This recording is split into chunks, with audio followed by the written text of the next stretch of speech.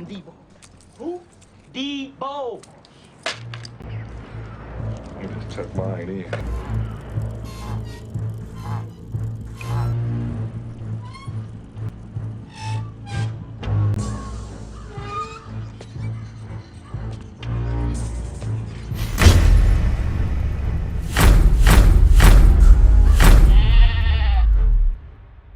YouTube family, my name is Sheed and I am a school psychologist, behavior intervention specialist, and consultant. I want to welcome you back to rEaL Sheed, where we break down, review, react, and analyze various content from across the good old interwebs, including but not limited to mental health as well as grown man business. By the way, do you know what would be great? If you went ahead and hit that subscribe button. Yes, go ahead, take your index finger, put it over your mouse, put it over your touchpad, and scroll it right over that subscribe button, okay? Especially those of you who haven't subscribed yet, because if you have subscribed, there's no point in you doing so because you're already subscribed. So those of you who have not subscribed yet, go ahead and hit that subscribe button. I greatly appreciate it. So today we will continue reviewing the video of Andrew Tate on the Fresh and Fit podcast, while also taking this opportunity to once again debunk some very wrong yet popular myths about depression.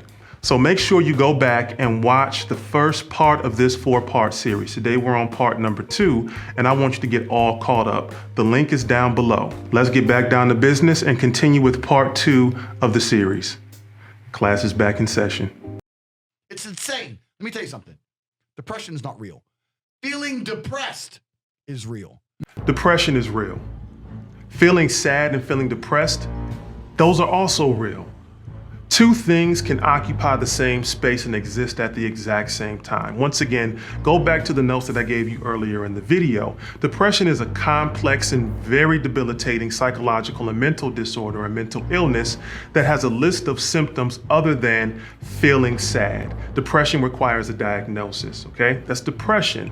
Sadness and feeling depressed are emotions and feelings that everyone feels, and they are only one component of a diagnosis of depression. This is too easy, man. Let's keep it pushing. So you can feel depressed, but you feel depressed, and that is a natural biological evolutionary trigger for you to change something in your life. That's your own mind telling you you're unhappy about X. Now, this might surprise some of you, but I'm actually going to give him partial credit on this point. What the hell did you just say? Maybe a quarter of a point, which isn't good. But this is true. What he just said is actually true when talking about sadness and feeling depressed. What makes actual depression so complicated is difficulty in figuring out what it is that's making you unhappy, because it doesn't necessarily require a specific event or trigger that you can put your finger on. Also, Andrew Tate talked about sadness being a natural evolutionary trigger for you to change something in your life. Now, regarding the adaptive function of sadness, some hypothesize it's because the individual who becomes sad will, in the future, try to avoid the situation or action that caused them to feel that way. It's also hypothesized that other social and personal functions of sadness are emphasized, such as strengthening bonds through social support that induces empathy or compassion in other people through altruism.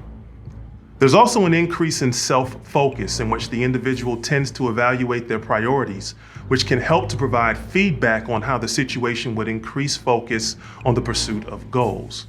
Now, while I managed to give Andrew Tate a fraction of a point, a quarter of a point, for what he said about sadness being a natural evolutionary trigger for you to change something in your life, I can't give him full credit. You know why? Because what Andrew Tate fails to do is research depression in the exact same manner to learn about its potential causes, symptoms, and treatment methods.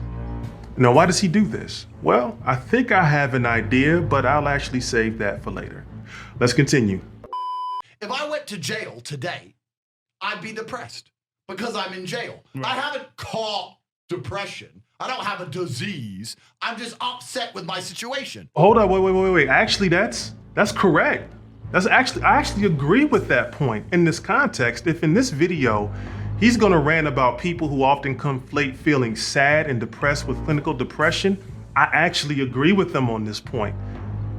However, he also needs to lump himself in that category because he seems to be very confused about the difference between feeling sad and depressed versus actual depression. So I'm gonna need that point back, homie.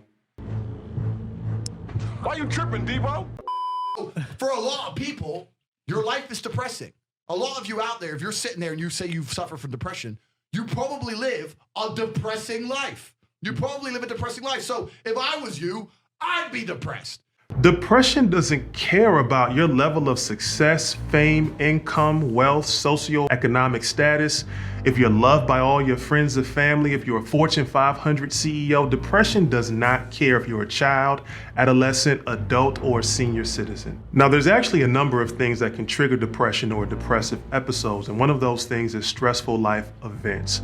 Now, all of us in life have encountered stressful life events. The problem with the example and the problem with saying if you lived a depressed life is you have to then explain what is a depressing life. Now, is what he's saying somewhat applicable to people who do not have depression but are feeling sad and depressed about their current life situation despite having greater capacity to intervene and modify their current situation? Yes. But once again, he doesn't make a clear distinction between depression, the psychological disorder or mental illness, and feeling sad or feeling depressed. What this does is it ignores the bidirectional relationship that comes with depression and other psychological disorders. It presumes that a person has depression because they have a quote unquote depressing life, as he put it. And if they didn't have a depressing life, they would be happy, right? Wrong.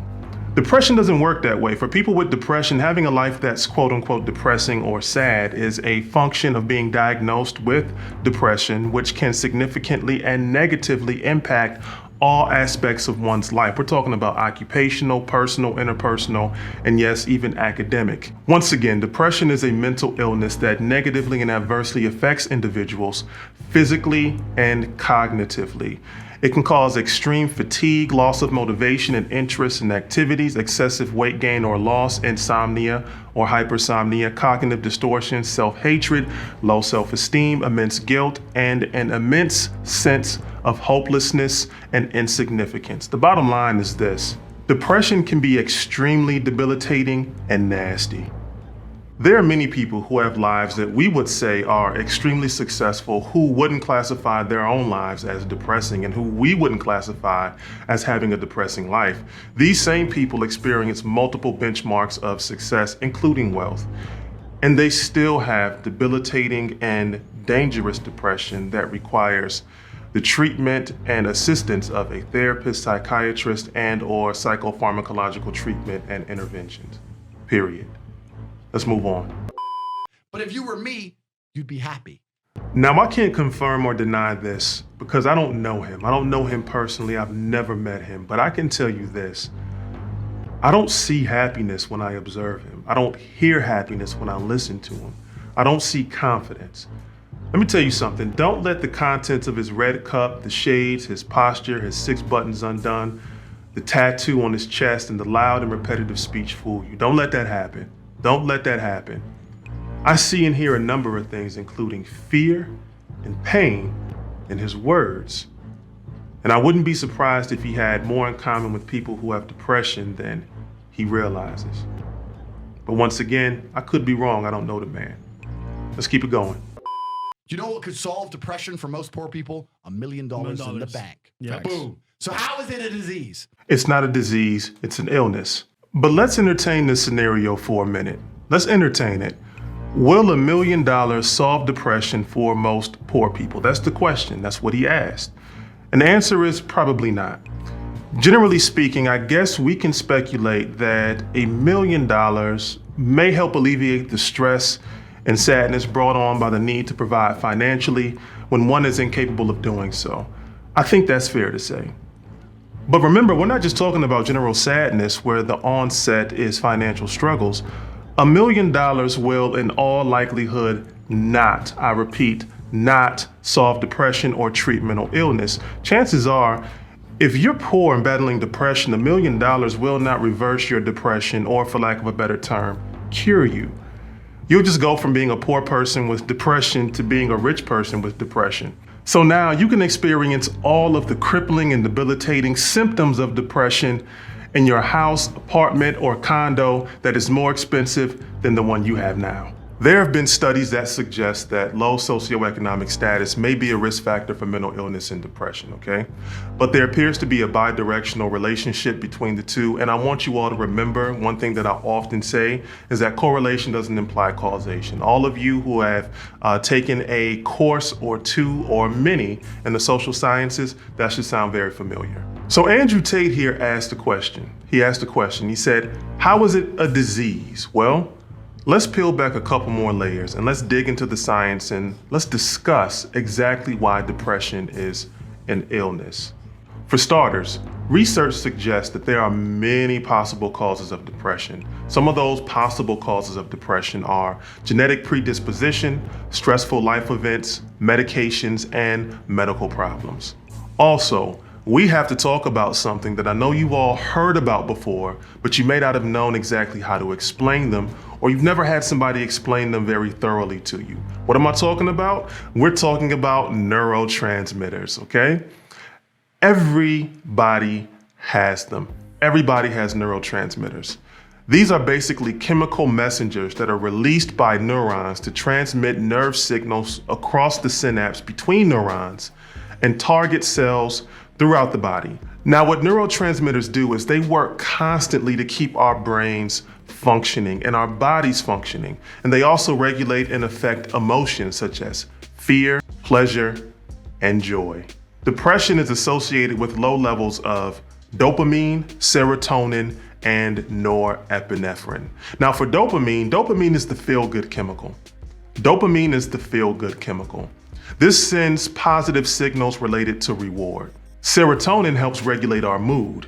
And what it does is it relays messages about our emotional state. Norepinephrine sends fight or flight messages. When we talk about anxiety, we've all heard about fight or flight. This plays a role in how we process adrenaline. Now let's talk about specific regions of the brain that are impacted by depression, starting with the amygdala. The amygdala is part of the limbic system, which is a group of structures deep in the brain associated with emotions such as anger, pleasure, sorrow, and fear. And activity is higher when a person is sad or clinically depressed. Also, activity is lower in the amygdala when shown positive or rewarding stimuli. Now let's talk about the thalamus, which is the relay station in the brain. Severe depression is associated with a greater number of nerve cells in this region. The hippocampus is also part of the limbic system. The hippocampus is smaller in some depressed people, and research suggests ongoing exposure to cortisol, the stress hormone, impairs the growth of nerve cells in this part of the brain. Now, I do want to go back and talk about two regions of the brain, the amygdala and the hippocampus. Why? Because once in a while, I like to share some research regarding concepts that I explain on this channel, just so we can go kind of a layer deeper than what we initially started with, okay?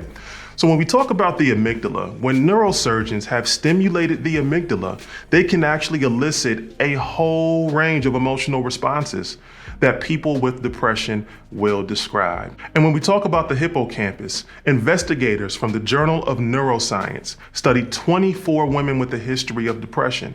And on average, the hippocampus was 9 to 13% smaller in women with depression compared to women who did not have depression. The more bouts of depression a woman had, the smaller the hippocampus. Now I know. And knowing is half the battle. G.I. Joe! YouTube family, there is still a lot more of this video right here to break down.